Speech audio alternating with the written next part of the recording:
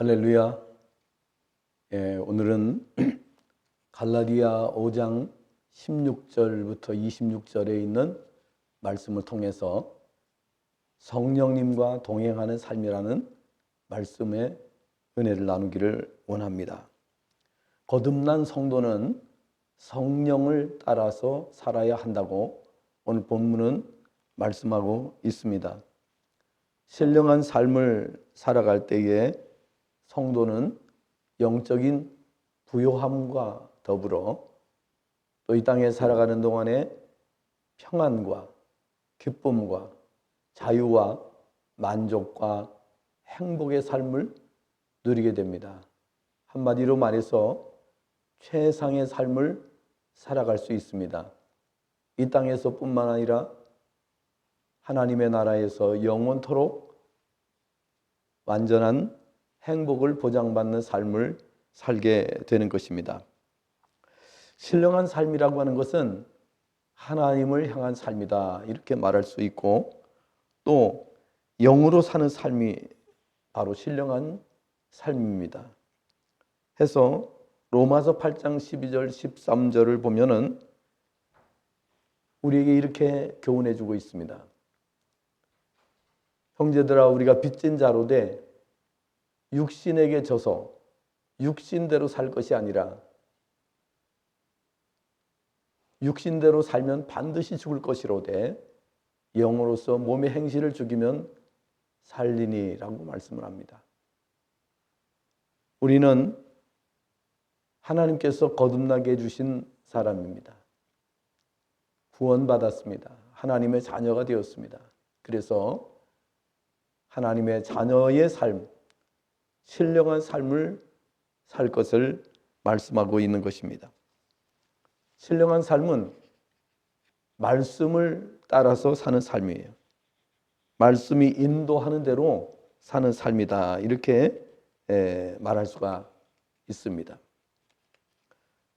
또 신령한 삶을 또 성경에서는 우리에게 어떻게 교훈해 주고 있는가 하는 것을 우리가 또 깊이 묵상할 필요가 있습니다.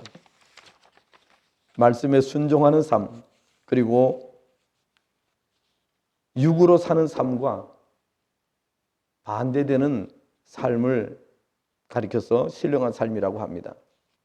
신령한 삶을 살려면 성령 충만해야 합니다.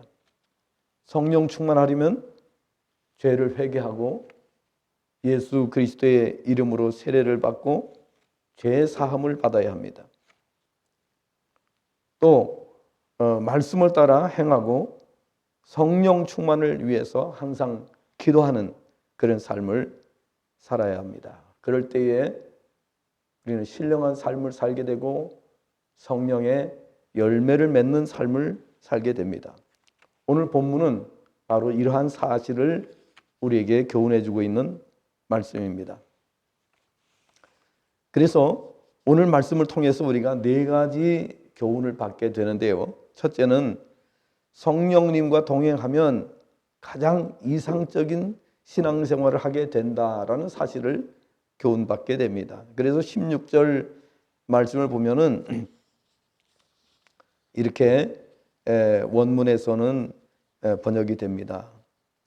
그리고 내가 말을 하노라, 너희는 성령으로 살라. 16절 상반절에 이렇게 번역이 됩니다. 성경의 첫 번째 책인 창세기 1장 26절, 27절을 보면 하나님께서는 모든 생명체 중에 유일하게 사람만이 하나님의 형상을 닮은 존재로 지으셨다고 말씀하셨습니다. 2장 7절을 보면 하나님께서는 모든 생명체 중에 유일하게 사람에게만 영을 주셨음을 말씀하고 있습니다. 영을 주셨다는 것은 하나님과 교통하는 존재가 되었음을 말씀하는 것입니다. 즉, 예배를 통해서 하나님과 교통하는 삶을 사는 것을 의미합니다. 여타의 동물들은 영이 없습니다. 유일하게 사람에게만 영이 주어졌습니다. 그 이유는 하나님께서 우리 사람을 지으실 때에 하나님을 닮은 존재로 지으셨다고 말씀하십니다. 창세기 1장 26절 말씀에 하나님께서 우리가 우리의 형상을 따라 사람을 만들자라고 말씀을 하셨습니다. 그래서 이 하나님을 닮은 존재가 되었음을 말씀을 하고 있는 것입니다.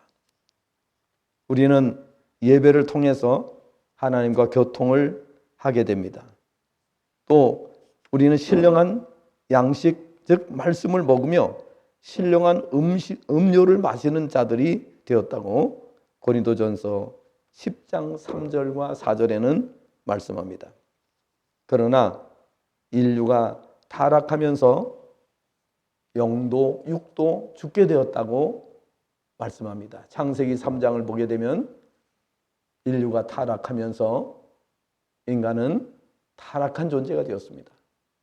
그래서 영이 죽고 그리고 또 육도 죽음에 처할 수밖에 없는 운명에 놓여지게 되었음을 말씀을 하고 있습니다. 인간이 죽음에 이르게 됨으로써 하나님과의 교제가 단절되게 되었다라고 성경은 말씀하고 있습니다. 이것을 하나님께서 회복시켜 주시기 위해서 우리 인간의 영을 다시 살려주시는데 이것을 가리켜서 거듭남이라고 성경은 말씀하고 있습니다. 요한복음 3장 3절과 5절 말씀을 보게 되면은 거듭나야 하나님 나라를 볼 수 있고 또 거듭나야 하나님 나라에 들어갈 수 있다라고 말씀을 하고 있습니다. 우리가 거듭나야 또 요한복음 1장 12절을 보면 하나님을 아버지로 부를 수 있게 됨을 말씀을 하고 있습니다. 따라서 우리가 거듭난 사람들은 영적인 영이 다시 살아나게 되었고 하나님의 자녀가 되었고 하나님의 자녀들은 하나님의 말씀을 따라 살아가는 그런 삶을 살아야 되는 것입니다. 그런데 우리 인간의 힘으로 인간의 의지만으로는 하나님의 뜻을 행할 수가 없다고 성경은 말씀을 하고 있습니다. 그래서 하나님께서 성령을 우리 가운데 보내주셨습니다. 그래서 우리는 성령의 도우심을 통해서 신앙생활을 할 수가 있게 되는 것입니다. 영적인 삶을 살 수 있게 됩니다. 성령이 아니고서는 우리가 하나님을 알 수도 없고 하나님을 아버지로 모실 수도 없고 영적인 삶을 살 수도 없다고 성경은 말씀을 하고 있는 것입니다. 따라서 예수 그리스도를 우리에게 보내주신 하나님 아버지 그리고 성령을 우리 가운데 보내주심으로 말미암아 우리가 하나님의 자녀가 되게 하시고 하나님을 아버지로 모시고 그리고 자녀의 삶을 살도록 해주셨습니다. 따라서 오늘 말씀에서 너희는 성령으로 살라, 성령을 따라 살라 이렇게 말씀을 하신 것을 볼 수가 있습니다.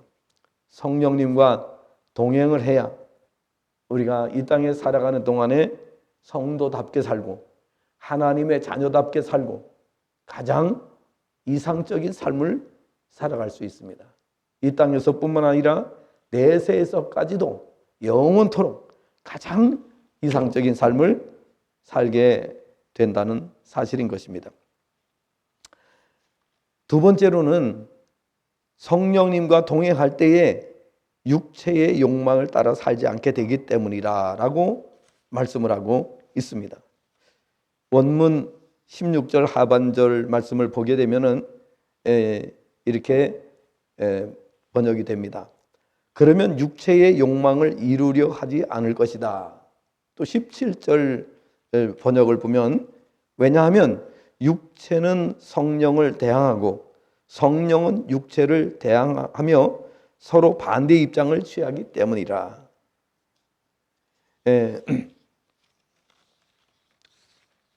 그래서 이렇게 육체와 영혼이 대적을 하게 되면은 이것들은 그들 서로를 대적함으로 너희가 원하는 이것들을 행하지 못하도록 하기 때문이라. 19절을 보면 19절 원문 번역은 이렇게 됩니다. 그리고 육체의 일들은 명백하니 그것은 음행이며 더러움이며 방탕, 우상숭배, 마술, 적개심, 다툼, 시기, 분노, 이기심, 분열, 분파, 질투, 술취함, 지나친 주연, 그리고 이것들과 같은 것들이니 이러한 것들을 행하는 자들은 하나님의 나라를 상속하지 못하리라. 것을 내가 미리 말한 것처럼 너희에게 말한 것들이라. 이렇게 바울 사도는 갈라디아 교회를 향해서 말씀했습니다. 자, 인생은 누구나 성령으로 살아야만 합니다. 그래야 육체의 욕망을 이루려 하지 않기 때문이라고 말씀합니다. 육체의 욕망은 타락한 본성에서 나오는 것으로 육체의 욕망을 따라 살면 죽음에 이르게 된다고 말씀을 하고 있습니다. 로마서 8장 12절 13절 앞에서 말씀드린 대로 우리는 빚진 자로서 육신에게 져서 육신대로 살면 안 된다고 했습니다. 영으로서 몸의 행실을 죽이면 산다라고 말씀을 하고 있습니다. 로마서 1장 18절부터 32절 말씀과 3장 9절부터 18절 말씀을 보면은 우리 인간의 타락한 모습, 타락한 삶이 어떠한지를 적나라하게 묘사하고 있는 말씀이 나옵니다.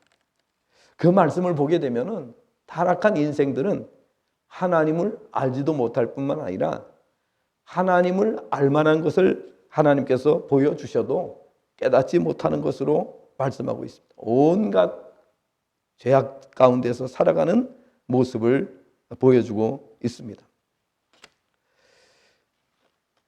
육체로 살면 자신은 물론 가정과 사회를 파괴시키고 인류를 멸망에 이르도록 하게 된다고 성경은 말씀합니다. 그러므로 어떤 사람도 육체의 욕망을 따라 살지 말아야 합니다. 그것은 불행이요 멸망에 이르는 길이기 때문입니다. 그런데 사람이면 누구나 그것을 잘 알고는 있지만 타락한 인간의 생각과 의지와 노력으로는 그러한 삶을 물리치지도 못할 뿐 아니라 바른 삶을 살 수 없다고 성경은 말씀합니다.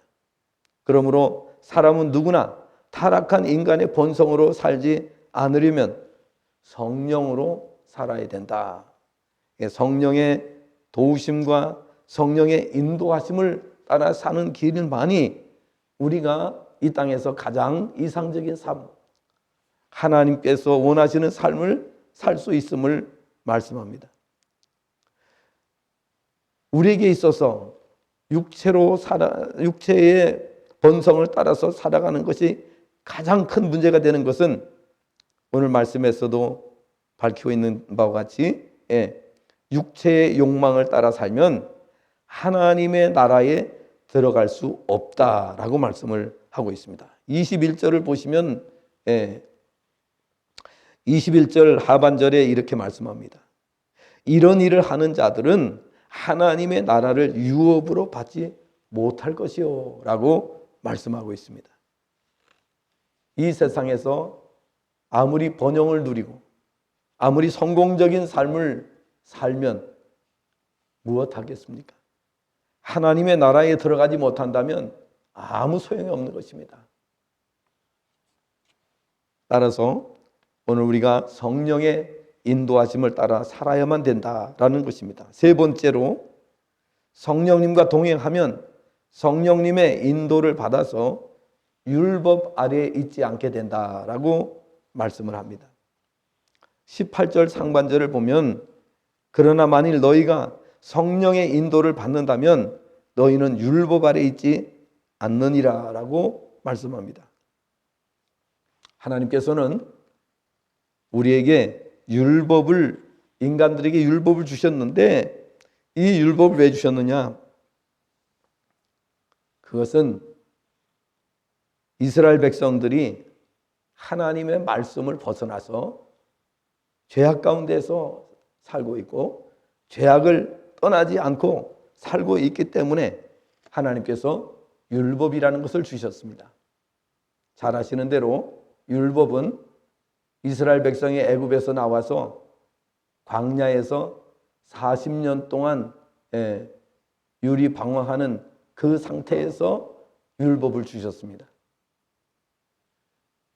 율법을 주신 목적은 그들이 죄악에서 떠날 줄 모르기 때문에 늘 하나님을 거역하고 하나님 말씀에 불순종하고 죄악 가운데 머물기 때문에 율법을 주셨다라고 말씀을 하셨습니다.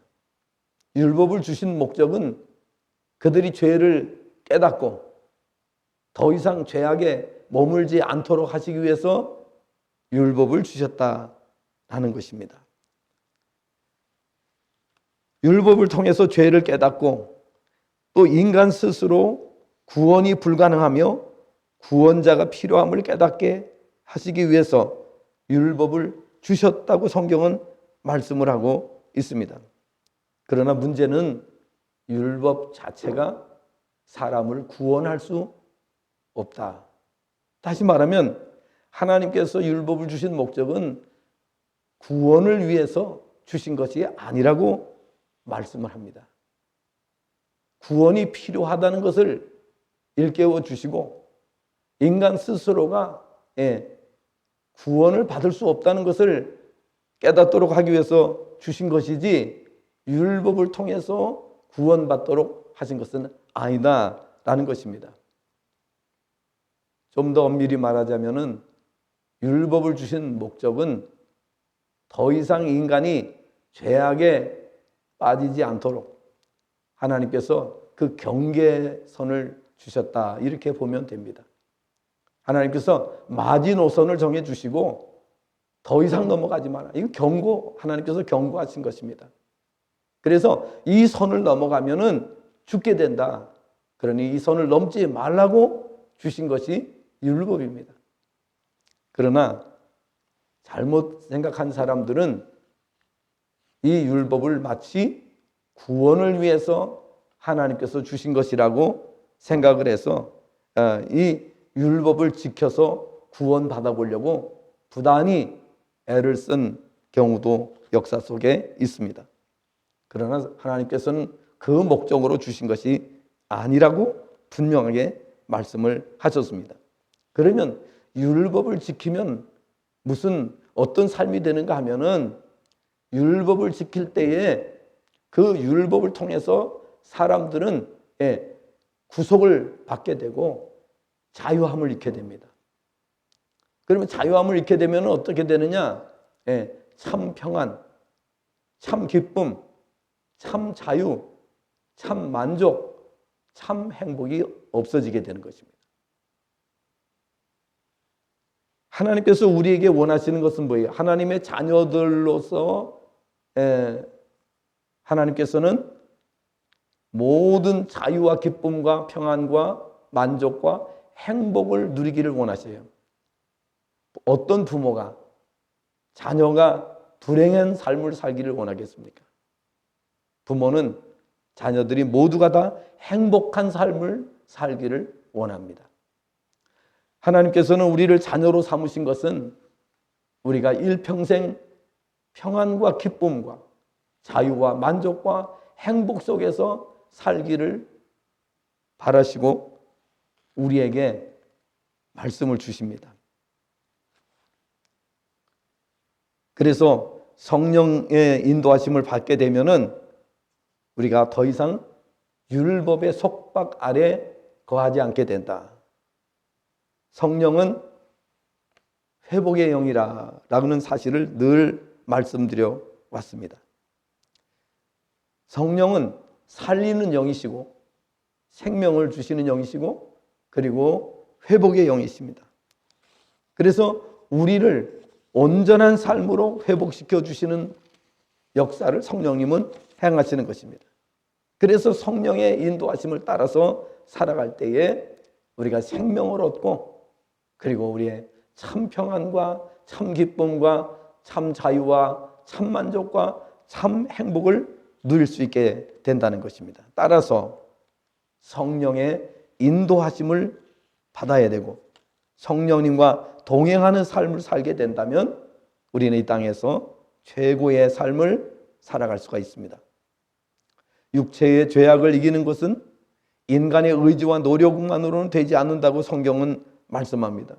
그 이유는 인간 안에는 타락한 본성이 자리 잡고 있기 때문임을 말씀합니다. 17절에 말씀을 하고 있습니다. 하나님께서는 이 문제를 해결해 주시기 위해서 우리를 도우시는 보혜사 성령님을 보내주셨음을 요한복음 14장 16절 17절 그리고 26절에서 말씀하고 있습니다. 그러므로 성도는 성령님의 도우심을 받아서 가장 이상적인 신앙생활을 해야 됩니다. 성령님의 인도하심을 받아야만 죄악을 피하거나 이기는 것이 가능합니다. 성경은 분명히 말씀합니다. 우리의 의지와 우리의 노력으로는 하나님의 말씀에 온전히 설 수 없다. 반드시 성령님의 도우심을 통해서만 가능함을 말씀하고 있는 것입니다. 따라서 최상의 방법은 성령 충만 받는 방법, 최상의 방법입니다. 마지막으로 성령님과 동행하게 될 때에 성령의 열매를 풍성하게 맺을 수 있음을 말씀하고 있습니다. 22절부터 26절의 말씀에서 성령의 열매를 맺는 삶에 대해서 말씀하고 있는데 22절, 23절에서는 성령의 9가지 열매를 말씀을 하고 있습니다.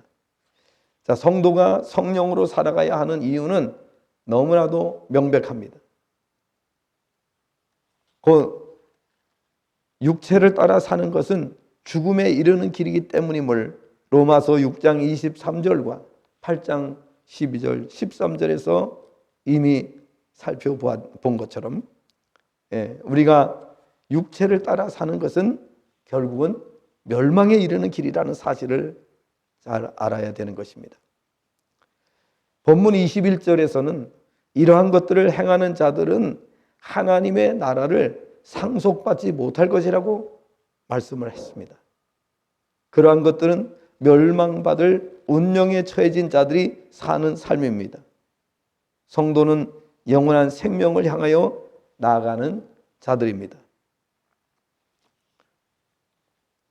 그러므로 육체가 아닌 영으로 살아야 하기 때문에 성령으로 살 수밖에 없습니다. 성령은 우리를 일깨우시고 가르치시고 인도하시고 도우시는 영이십니다. 하나님께서는 성령으로 우리를 도와주십니다. 그러므로 성령의 인도하심을 따를 때 우리는 육체의 욕심을 따르지 않게 되며 하나님의 은혜 안에 살게 됩니다. 은혜 안에 살면 우리 마음이 누누이 말씀드린 대로 평안과 기쁨 가운데 머물게 되며 권능 있는 삶을 살게 되며 행복이 넘치는 삶을 살게 됩니다. 성경을 보면 많은 분들이 하나님의 능력을 행하였는데 그 중에서도 바울 사도의 경우는 사도행전 19장 12절을 보면은 얼마나 그에게 하나님께서 권능을 부어주셨는지 그의 손으로 희한한 능력을 행하도록 하셨습니다. 심지어 그의 몸에서 손수건을 갖다 놓기만 해도 병이 치료되었다고 말씀하고 있습니다. 성령 충만한 결과입니다. 그런 권능을 행한 그였기에 빌립보서 4장 13절에 이렇게 고백했습니다. 내게 능력 주시는 자 안에서 내가 모든 것을 할 수 있느니라. 바울 사도 같은 분이 곳곳에 계신다면 세상은 얼마나 큰 변화가 일어나게 될까요? 정말 성도가 성도답게 살고 하나님의 자녀답게 살고 말씀 안에 거하며 성령 충만받은 성도들이 세상을 변화시킬 수 있습니다. 성경은 성령 충만을 받아야 된다고 말씀합니다. 에베소 5장 18절에는 성령 충만을 받으라고 말씀을 하고 있습니다. 우리도 바울 사도와 같이 능력받아서 땅끝까지 복음의 증인이 되기를 바랍니다. 사도행전 1장 8절에서 말씀하는 바와 같이 오직 성령이 너희에게 임하시면 너희가 권능을 받고 예루살렘과 온 유다와 사마리아와 땅끝까지 이르러 내 증인이 되리라고 말씀하셨습니다.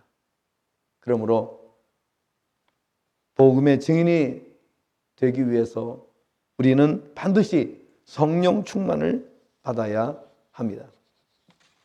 성도는 신앙생활이 영적인 것이므로 육체의 노력만으로는 불가능함을 알고 반드시 성령님의 도우심을 받도록 힘써야 됩니다.